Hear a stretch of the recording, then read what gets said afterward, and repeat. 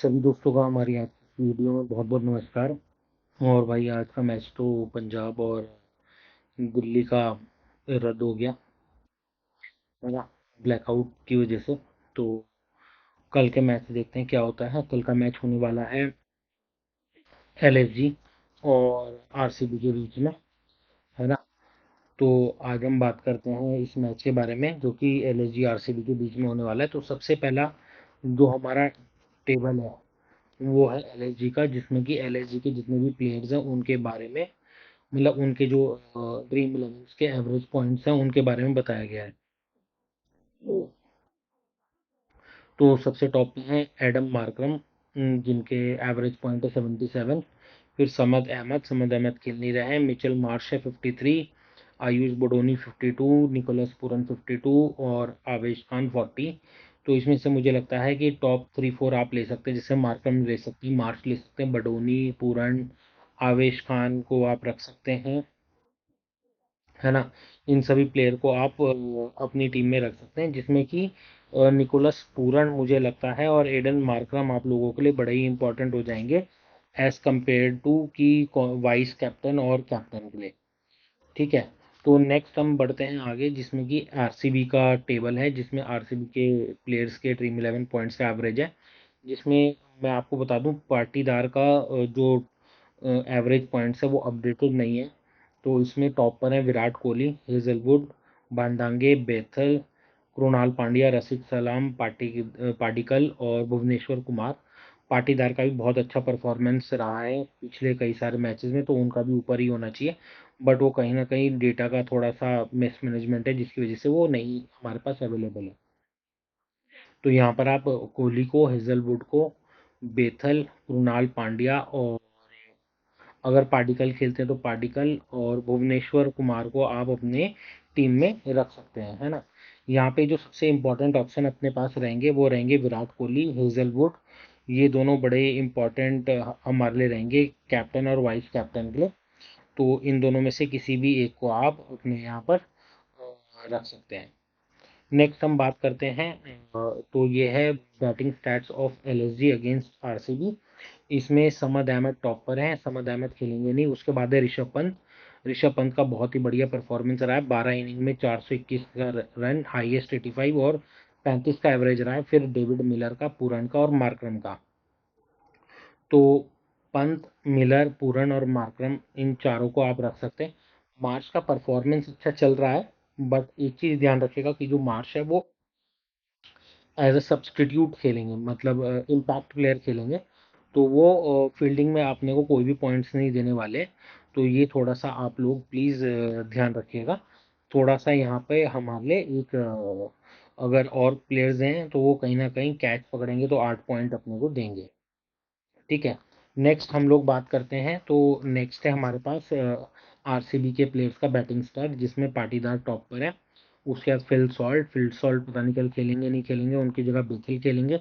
अगर बेथल खेलते हैं तो आप बेथल को रख सकते हैं, और सॉल्ट खेलते हैं तो सॉल्ट को रख सकते हैं।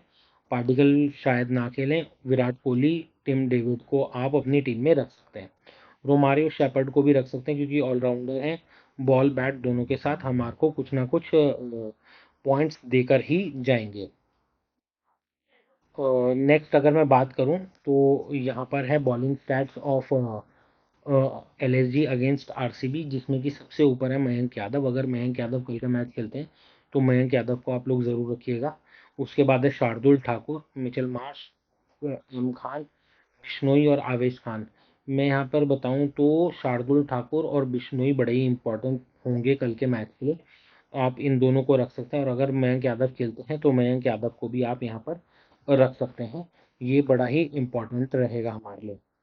नेक्स्ट अगर मैं बात करूं तो यहाँ पर है बॉलिंग स्टैट्स ऑफ आरसीबी, जिसमें कि हेजलवुड टॉप पर है, तुषारा, दयाल, शेपर्ड। तो यहाँ पर जो दो मेरे को बड़े इंपॉर्टेंट लगते हैं, हेजलवुड और शेपर्ड। दयाल को भी आप रख सकते हैं क्योंकि अब वैसे भी आरसीबी अब तो क्वालिफाई लगभग कर ही गई है। बट दयाल ऐसे फंसे हुए मैचेस में काफ़ी इंपॉर्टेंट रोल प्ले करते हैं। बट हेजलवुड और शेपर्ड थोड़े से इंपॉर्टेंट हो जाएंगे। इन दोनों को आप लोग रख सकते हैं क्योंकि शेपर्ड एक ऑलराउंडर है, बॉलिंग बैटिंग दोनों के साथ अपने को परफॉर्मेंस देंगे। उसके बाद कुछ इंपॉर्टेंट पॉइंट्स हैं जो मैं आपको बता दूं, जो एनालिसिस मैंने देखा उसमें यह है कि भाई देखो, एक आना में मैच होने वाला है तो पेसर्स को यहाँ पर थोड़ी सी ज़्यादा मदद मिलती है। 70% जो विकेट्स हैं वो पेसर्स लेके जाते हैं, और 30% जो विकेट्स हैं वो स्पिनर्स लेके जाते हैं। बट स्पिनर्स का बिल्कुल भी ऐसा नहीं है कि बिल्कुल भी रोल नहीं रहेगा। तो आप कृणाल पांड्या या रवि बिश्नोई दोनों में से किसी दोनों को सेलेक्ट कर सकते हैं, उनका थोड़ा सा रोल बढ़ जाएगा। उसके बाद एक चीज़ ध्यान रखना, जो यहाँ पर हमने देखा है, पहले जो भी बैटिंग करेगा उसके ज़्यादा विकेट्स गिरेंगे as compare to second batting. Second जो भी बैट करता है उनके ज़्यादा विकेट्स नहीं गिरते हैं। तो batting lineup team playing second का आप ज़्यादा मत रखिएगा। और जो पावर प्ले है, हमने लगभग 5 मैच देखे हैं, 5 में से 3 मैच में जो भी टीम पहले बैटिंग कर रही थी उसका पावर प्ले में एक भी विकेट नहीं गिरा है। तो पावर प्ले के बाद ही विकेट गिरा है, तो इस हिसाब से आप थोड़ा सा अनुमान लगा के रखिएगा। बाद बाकी देखिए, प्लेयर्स किस हिसाब से खेलते हैं उस पर भी डिपेंड करता है। अगर प्लेयर्स सही ढंग से नहीं खेलेंगे तो उनके विकेट गिरने तय हैं, है ना। तो ये चीज़ का आप ध्यान रखिएगा। तो नेक्स्ट मैं आपको अपनी टीम दिखा देता हूँ। ये हमारी टीम है, सामने आपको दिखाई दे रही है, जिसमें कि हमने पूरन और पंत को रखा है, विराट कोहली को रखा है, डेविड मिलर को रखा है, रजत पाटीदार को रखा है, टिम डेविड को रखा है, एडम मार्करम को रखा है, Romario Shepherd, Josh Hazlewood, Shardul Thakur, Mayank Yadav. अगर मयंक यादव नहीं खेलते तो यहाँ पर हम लोग रवि बिश्नोई को लेके आ सकते हैं या आवेश खान को लेके आ सकते हैं। रवि बिश्नोई को जहाँ तक हम लोग लेकर आएंगे, और रमारियो शेपर्ड और Josh Hazlewood as it is रहेंगे। लेकिन अगर मैं बात करूं कि आरसीबी सेकंड बैटिंग करती है, तो यहाँ पर हो सकता है कि हम टिम डेविड को ड्रॉप कर दें और कृणाल पांड्या को यहाँ पर रखें, क्योंकि Krunal Pandya Josh Hazlewood Shepherd के साथ मिलके विकेट ज़्यादा चटका सकते हैं, क्योंकि हमने बोला है कि पहली इनिंग में ज़्यादा विकेट गिरेंगे। तो इस वजह से ये हमारा टीम का बैलेंस है। आशा करते हैं हमारी इस वीडियो से आपको मदद मिलेगी। धन्यवाद।